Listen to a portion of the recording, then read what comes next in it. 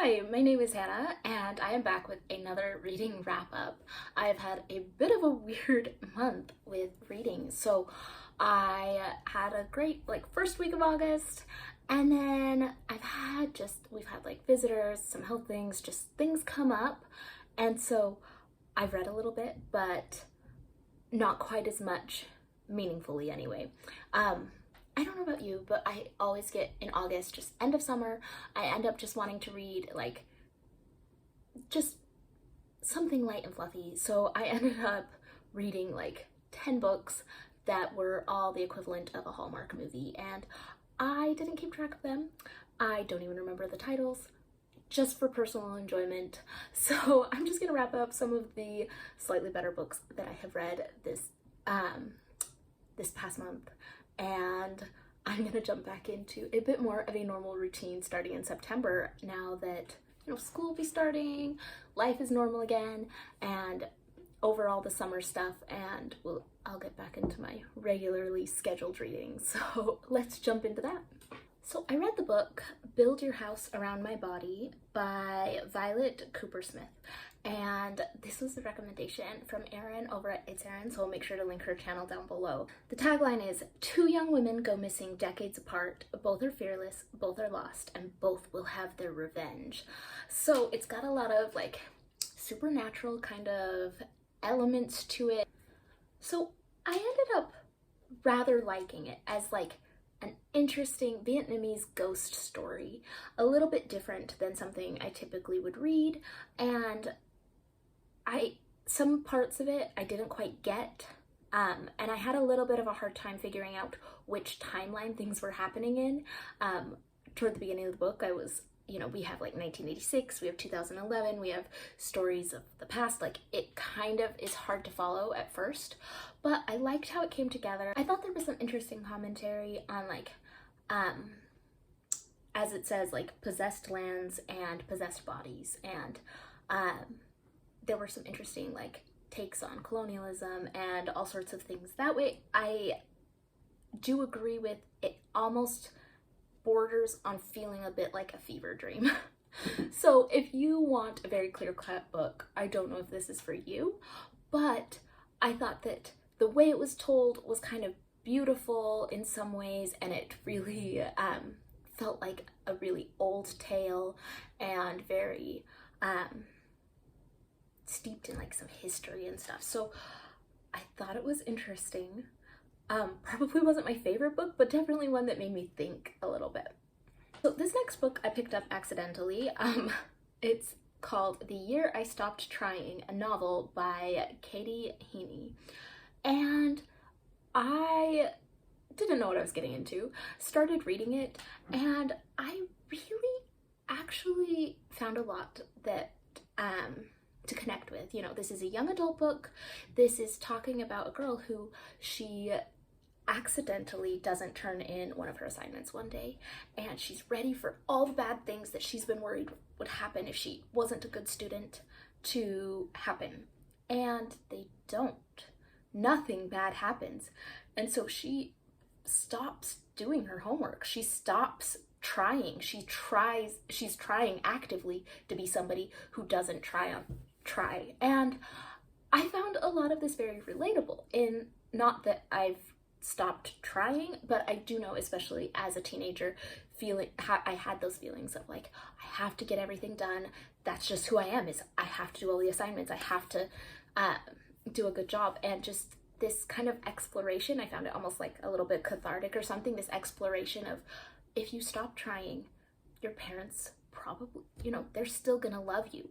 Things are still gonna be okay, even if you're not achieving in a lot of those other ways. And also it gave me a lot of, it also had some good messages on, why are we doing what we're doing, and finding the right motivations to try on things and to learn about things.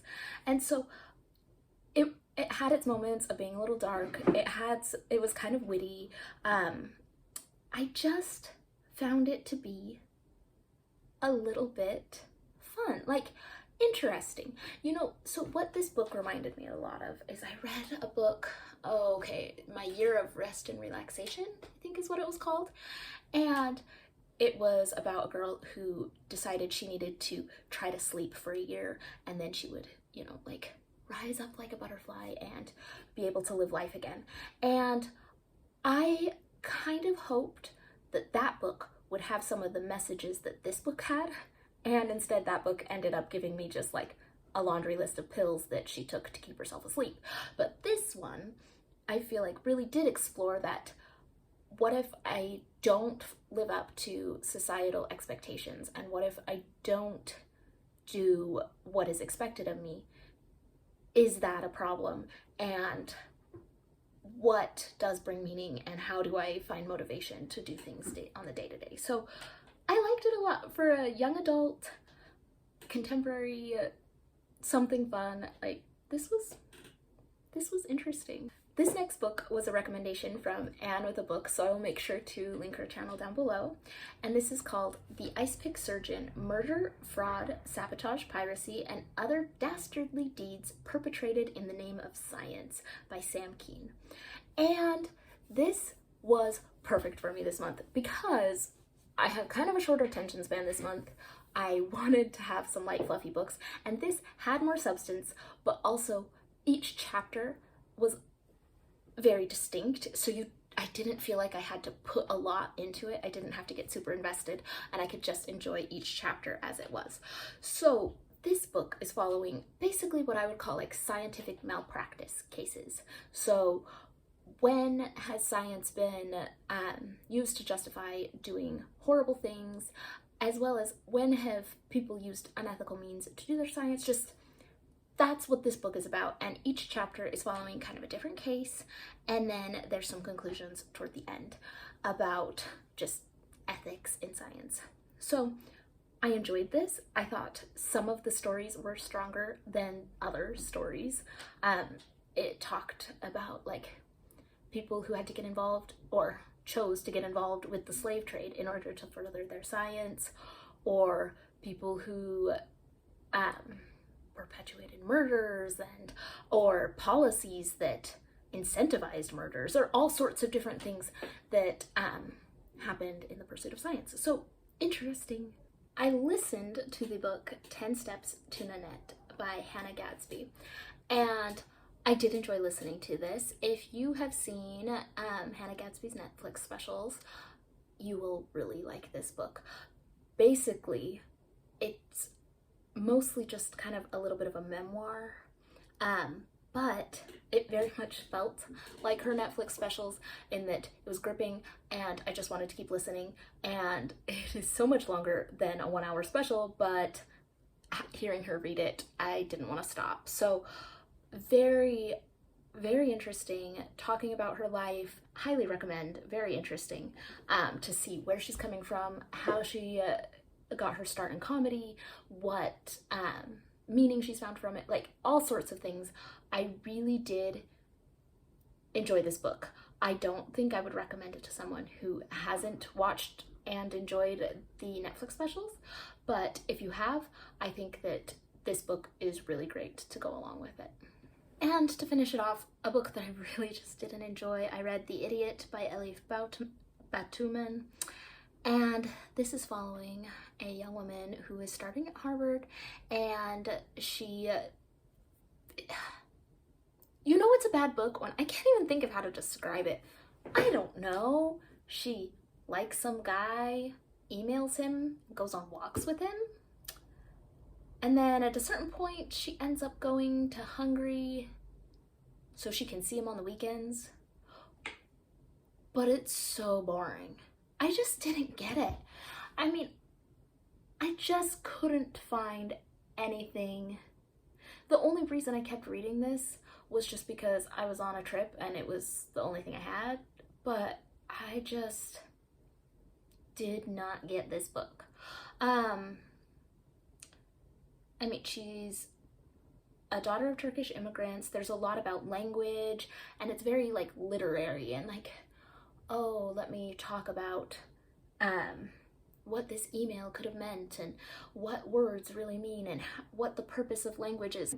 And the conversations, I could feel myself like physically cringing when there were actual conversations. I just was like, this doesn't feel right, you know? And it's like not that off from how people normally talk. It's just like not how I want them to talk in books or something. I don't, it was a lot of they're talking and she talks to this guy she likes and he says, what? And she's like, repeats herself and he says, what? And then she repeats herself and then he just kind of nods and I'm like, that's embarrassing enough when it happens in real life. I don't want to read about it. I don't know. I didn't get it. Halfway through the book, I started thinking, you know, this will all get wrapped up nicely if there is a brutal murder at the end. I'll be okay with it if there's a brutal murder at the end, because without that, I have no idea what the purpose of this book was.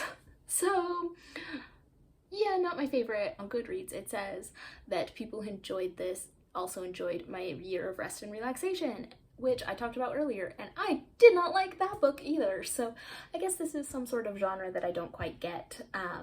If you've read it and you like it, let me know what I'm missing from this and why I thought it was just so tedious to get through. And that is the end of my book wrap up for today. I will be back in September with some more regular updates, hopefully. And if you have any thoughts on these books, please let me know, as well as any book recommendations. I'm always happy to take recommendations. So thanks for watching, and I will see you all on the next one.